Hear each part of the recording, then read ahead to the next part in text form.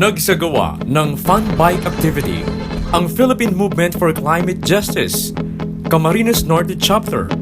Tinawag na Pedal for People and Planet ang naturang gawain na nilahukan ng mga kilalang grupo ng siklista sa lalawigan ng Camarines Norte kagaya ng Team Mahinahon Bikers at K&K Bikers.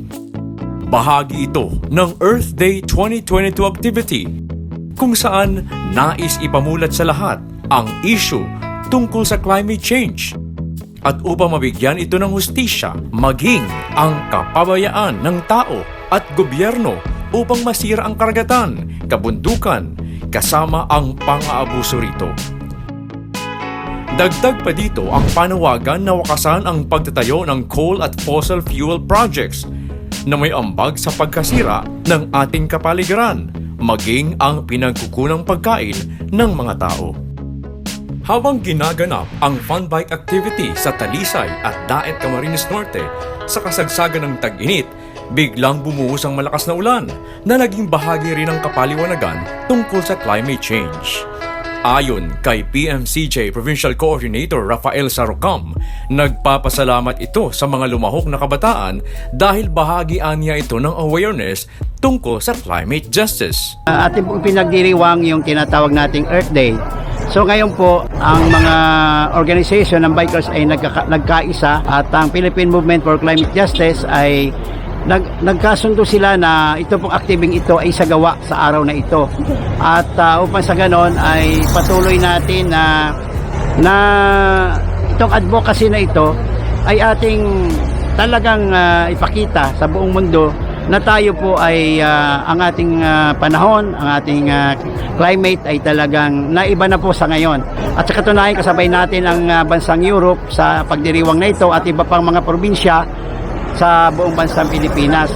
So sana po ang aking panawagan lang sa buong probinsya ng Camarines Norte ay tayo po sa susunod na activity ganito ay mas marami pa po, hindi doble o triple po ang gawin natin para maiparamdam natin sa buong mundo na tayo po ay kaisa nila ng ibang bansa, ng ibang mga probinsya sa mga gawain ganito. Plano pa ng grupo na magsagawa ng mangrove planting sa mga susunod na buwan. Sa katunayan po ngayon, ang event na ito ay mayroon pa po itong karugtong na kung saan po ang aming gagawing activity naman ay organize namin ang mga kabataan ng mga bikers at sila po ay magtatanim naman ng mangrove sa bayan po ng Husi, Panganiban.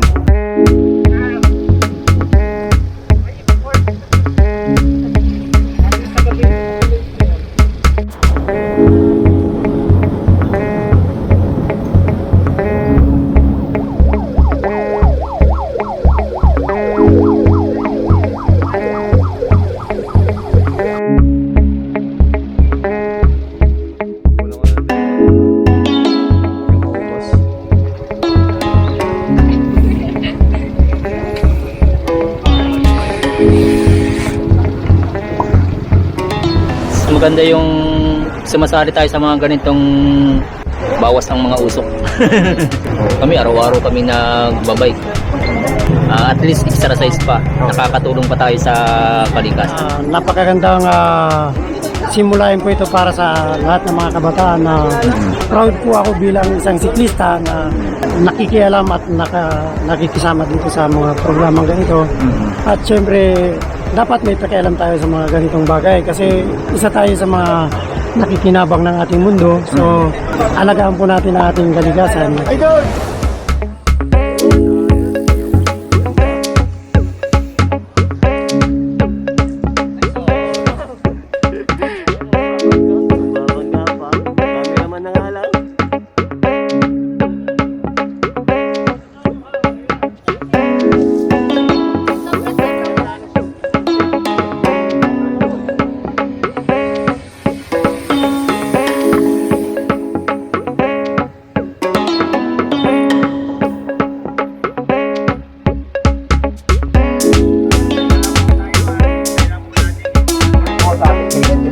natin ang K&K.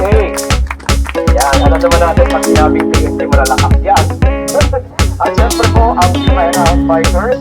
Andito rin po ang TMB Talisay Chapter. Nasa po yung TMB Talisay Chapter. TMB Vinsons. TMB Poblacion Labo. Andito rin po. at ang TNP Daet and TNP Turay na Lupa. Ayan, good morning po sa lahat. So ngayon po